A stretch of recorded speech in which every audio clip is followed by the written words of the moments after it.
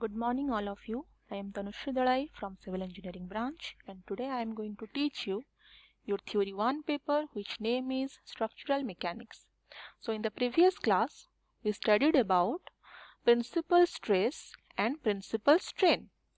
So your principal plane is on which only normal stresses are act, and on the normal stress or on the normal plane, that means your principal plane, whatever may be the stresses or we find out, that is known as your principal stress.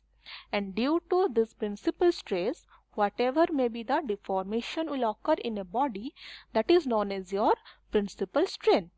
Okay.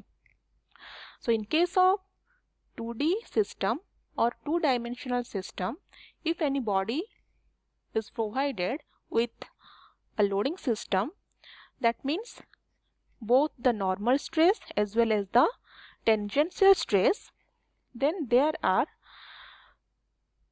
three planes are called as principal planes, and normal force acting on that principal plane are called as principal stresses.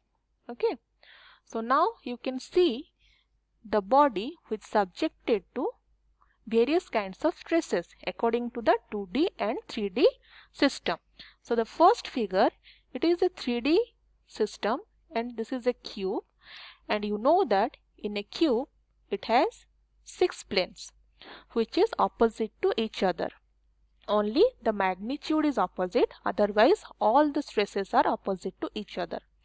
So here you can see this axis is your x-axis, this axis is your y-axis, and this axis is your z-axis. So in case of x-axis, the normal stresses are sigma x, and in this opposite side, here also the normal stress is sigma x. Okay, and here you can see in this side it is denoted as tau xz.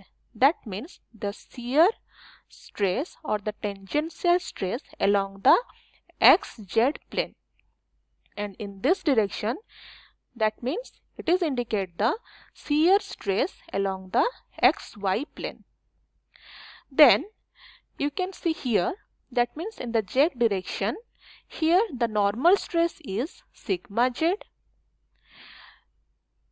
the normal stress is sigma z, and shear stress is tau zy. That means the shear stress along the zy plane, and here is the tau, that means shear stress along the zx plane. So this is opposite to downward also, because this side and this plane is same, only magnitude is different.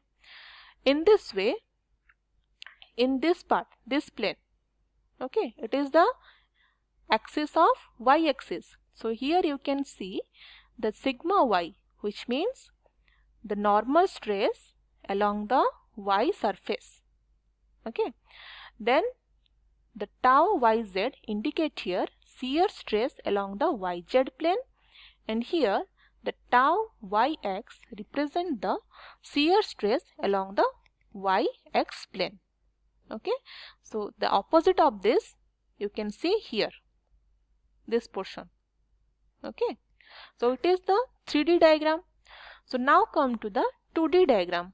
So in case of 2D diagram, you can see it is a rectangular section, and here this vertical line indicate the y axis and the horizontal line indicate the x axis, and here these parallel lines are known as your shear stresses. So you can see the shear stress here is known as tau yx. That means the shear stress along the yx plane. In this similar way, all the shear stresses present in the plane which is on xy plane, and the normal stress is here sigma y. In the opposite direction also it is sigma y, and in case of horizontal axis, that is sigma x, and here also sigma x. So in case of normal life or in case of real life, all the structures are not in a plane structure.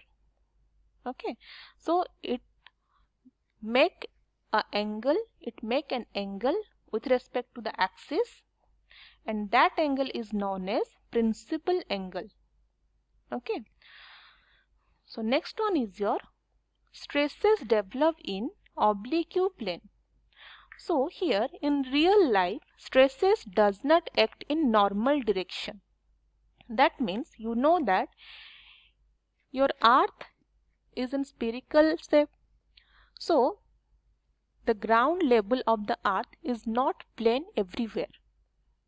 Okay, it is always in a arc section, so that all over the surrounding there is no normal direction can be act by a object, so that there always a inclined plane is there.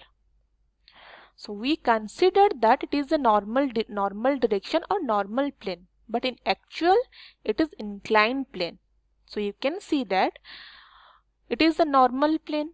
That means here the body and the blue color structure, it is the plane.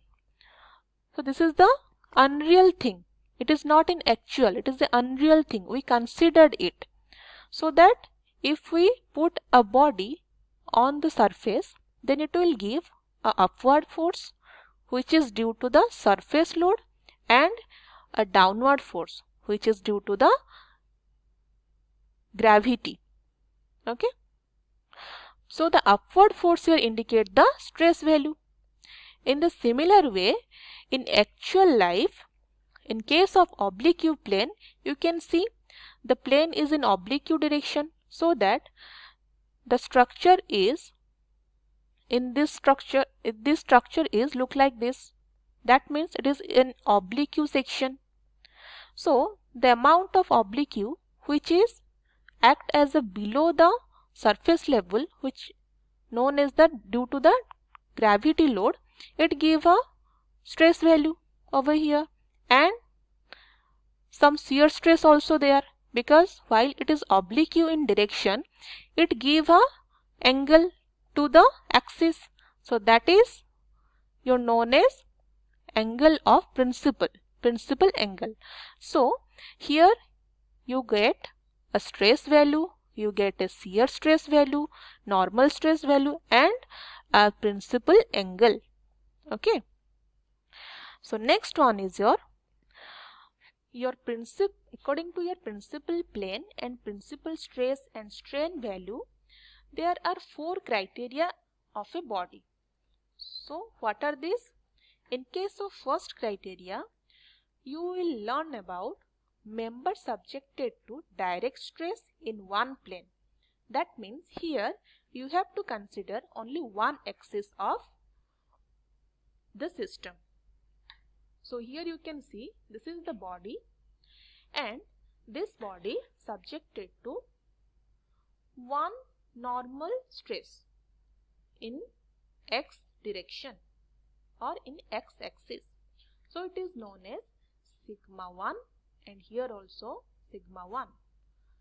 So it is indicate that the body is subjected to direct stress in one plane. Okay.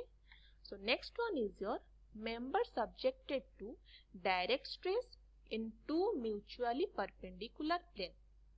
That means the member or the object is subjected to 2D dimensional axis, and only normal stresses are act here.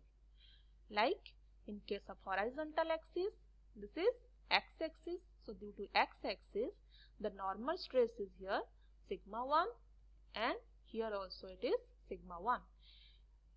And the second plane is your y plane or y-axis. So here the stress value is sigma 2, and here also sigma 2. So the 4 kinds of stresses will act. So this diagram represents the member subjected to direct stress in 2 mutually perpendicular plane. So in this way, in case of member subjected to simple shear stress means here no normal stresses will act. Okay, so here normal stresses are not provided, only shear stress is applied. So you can see the shear stress is applied in this direction, here and here. So it is represent the simple shear stress. So next one is your member subjected to direct stress into mutually perpendicular direction and simple shear stress. That means the member subjected to both normal stress in two plane and shear stresses. That means the stresses provided to the body is one is your sigma 1 which is in x-axis, sigma 2 which is your y-axis, and the tau xy all over the body or all over the member. So this kind of figure represent here member subjected to direct stress into mutually perpendicular direction with simple shear stress. So today this much. We will discuss next of the session in the next class. Thank you.